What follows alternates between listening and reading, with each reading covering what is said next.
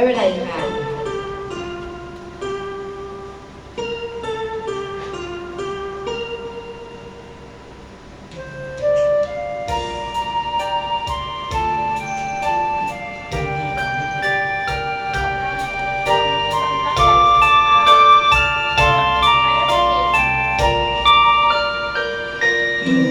สุริยนต์ยังสนธยาโอ้นกกาก็บินมาสู่เราให้นาคิดถึงท้องทุ่งนา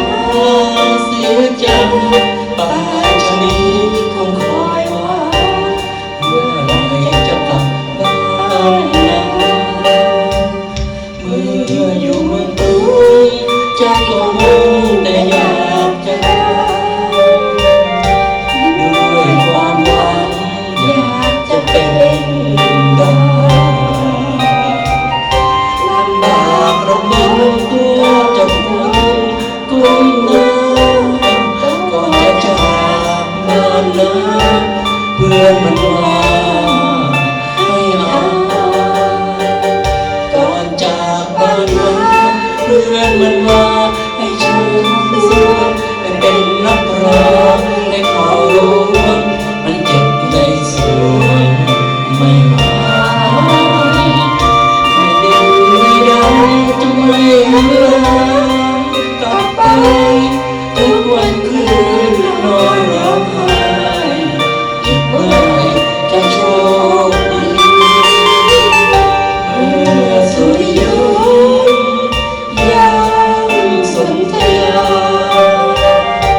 จะกลับบ้านนะตอนชื่อเสียงเรามีจะอยากจะจนถึงอดทนเต็มที่นักร้องคนนอกคนนี้จะกอดน้องพี่และแฟ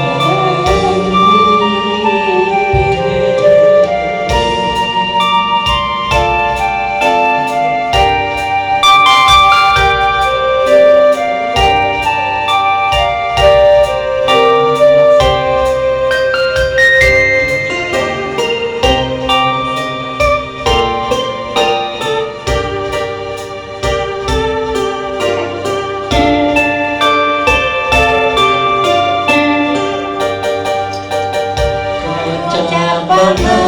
เพื่อนมันว่าให้ฉันสู้ไปเป็นนักร้องให้เขารู้มันเจ็บในส่วนไม่หายไม่เด่นไม่ดังจนไม่หันหลังกลับไปทุกวันคืนนอนร้องไห้อีกเมื่อไรจะโช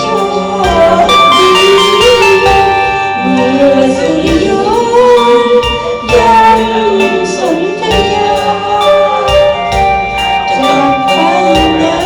ตอนชื่อเสียงเรามีจะอยากจะจนถึงจะ